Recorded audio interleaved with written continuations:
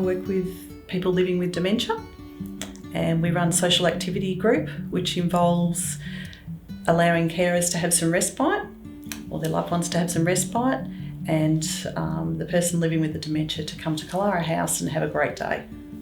We have different age group. We have people who are 50 and we have someone who's 97 at the moment.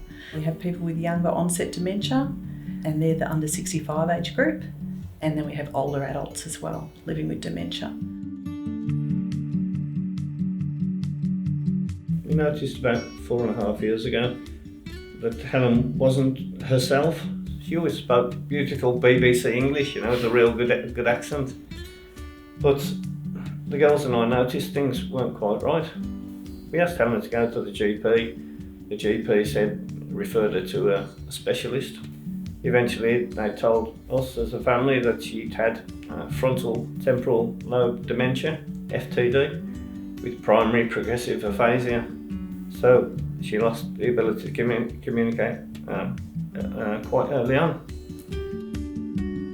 We were looking for somewhere that Helen could connect with as far as the community is concerned, but Helen was still reasonably mobile and communicative at that stage because of a disease that's gone downhill pretty rapidly. But Helen was able to come to Killara, meet with the ladies, and we felt it was a really welcoming, warm place, safe and friendly environment, and the ladies were really lovely. You can just see that she has a real good connection with Alison and the other ladies as well, but particularly with Alison. We're more into now wellness and reablement of people, more into the meaningful activities. So we try to find out more about people now than we ever did and give them choice into what they'd like to do. So activities can consist of cooking, outings. We did artwork the other day where we did a paint pour.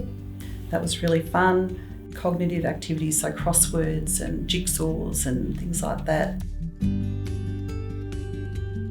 Our sensory garden, that's the greatest space. It's like another room for us. When somebody becomes frustrated or feel they need a bit of freedom or a bit of space, that's the place that they can go. And that's why I love that garden so much, because people can just open our door and walk out. They're safe.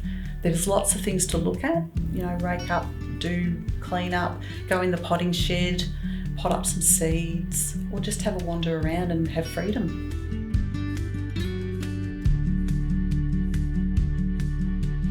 I think it's a frightening thing because it's a new space for a lot of people.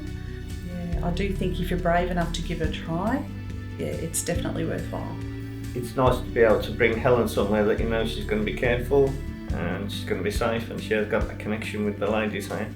It gives me an opportunity to do things that you wouldn't otherwise have, because you have to be constantly aware of what's happening with Helen.